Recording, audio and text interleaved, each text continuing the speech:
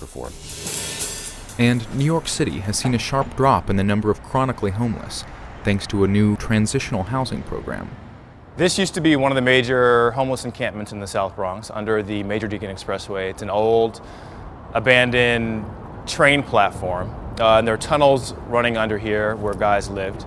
About 5 years ago, we reported on a guy named Johnny 5 who lived here, and there were guys who lived up on the platform, and now it's all gated off.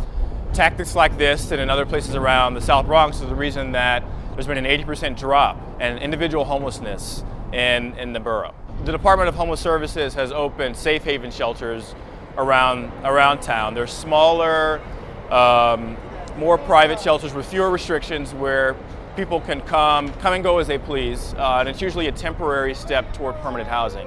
What's changed in the last couple of years is that the city and we've taken an approach that's a housing first approach, meaning that individuals don't need to be sober and clean to accept services. They don't need to be taking their medication. They don't need to be psychiatrically stable. There's an understanding that let's first address their homelessness, and then we could start addressing some of the more complicated issues in life. The city really struggled with street homelessness for years, and this new model seems to be working. One example is Marvin Shepard, who I spent a lot of time with, who the outreach workers came back to again and again and asked him to move inside. And eventually they were successful. They moved him into a safe haven shelter, and now he's living in permanent housing, and he's been there for almost 3 years.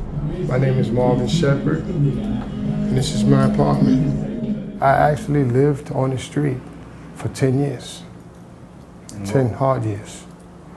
They would come by on a daily basis, 2 or 3 times a day, and give me options as to what I could do to get off the streets. It didn't work right away, but they wore me down to eventually I realized that these people really can help me, and it was time for me to change my life.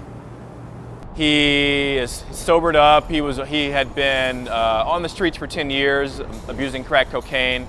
He's re-entered his family's lives, and he seems to be doing really well. Because I look at these pictures, and this is the last thing that I see when I walk out the door, and this is the first thing I see when I come in. And it's just a reminder to me that if I take those backward steps, I'm going to be out of her life and back on the street, and I can't allow that to happen.